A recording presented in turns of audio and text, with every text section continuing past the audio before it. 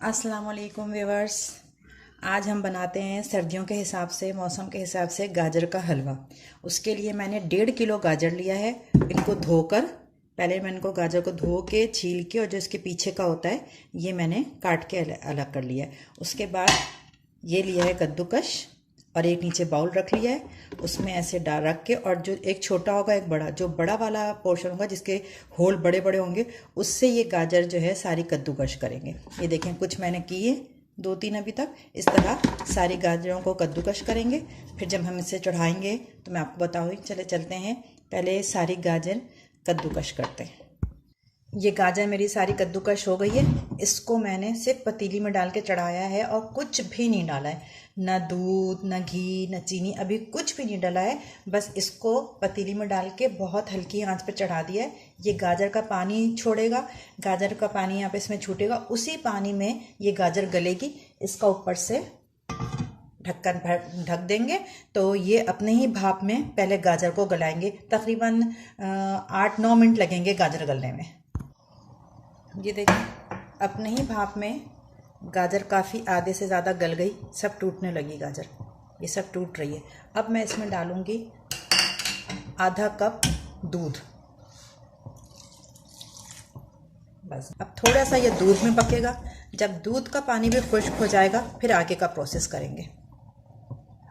ये देखिए, अभी इसके अंदर पानी है, ये देखें, ये पानी हमें पूरा दूध का और गाजर का जो पानी है, अभी इसमें ये पानी है। इस पानी को हमें बिल्कुल ड्राई करना है। थोड़ा सा चला के एक दो मिनट बाद, 3 मिनट बाद इस तरह करके इसको चला लेना और पानी चेक करते रहना है कि पानी बिल्कुल ड्राई हो जाए। ये देखिए, अभी पानी है, तो लिहाजा अभी हम इसको हल्की आंच पे चढ़े रहने देंगे और ढक्कन इसका ढकेंगे ताकि ये भाप भी इसमें लगे गाजर में और ये सही से अच्छी सी गल जाए। दूध का पानी भी खुश्क हो गया है। अब मैंने इसमें ये 1 कप, ये जो मेजरमेंट वाला कप होता है, ये 1 कप भर के चीनी डाल दी है। अब चीनी का पानी छूटेगा, चीनी इसमें डाल के अब उसको आँच जो है चूल्हे की बहुत तेज़ नहीं करिएगा, बस मीडियम आँच पे ही इसको हम बनाएंगे। अब चीनी का पानी खुश्क होगा, थोड़ी थोड़ी देर पे इसको चलाते रहेंगे। अभी इसमें थोड़ा सा चीनी का पानी है। अब मैं इसमें डाल दूंगी 1 कप ये पाउडर मिल्क। खोए का काम देगा आपका। अगर आपने खोया ज़्यादा यूज़ नहीं करना तो ये आपका खोए का फ्लेवर दे देगा गाजर के हलवे में, और फिर ऊपर से खोया डाल दीजिएगा। बस इसको थोड़ी थोड़ी देर पे चलाना है, इसका पानी खुश्क करना है। फिर उसके बाद मैं किस उस पे स्टेज पे इस पर घी डालूंगी मैं आपको बताऊंगी।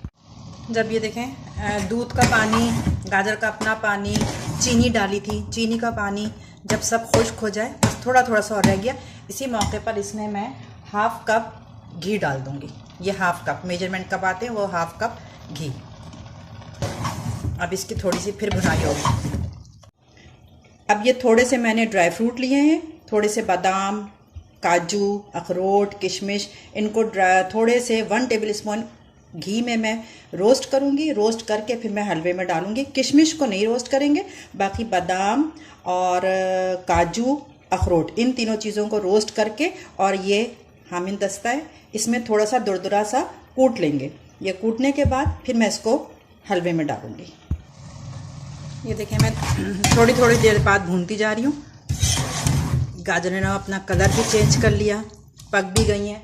अब जो मैंने ड्राई फ्रूट रोस्ट किए थे 1 टेबल स्पून घी में, इसको मैंने इमाम दस्ता कह लेंगे जिसमें कूटते हैं, इसको करके दुरदरा सा किया, बिल्कुल बारीक भी नहीं किया और बिल्कुल साबुत भी नहीं है।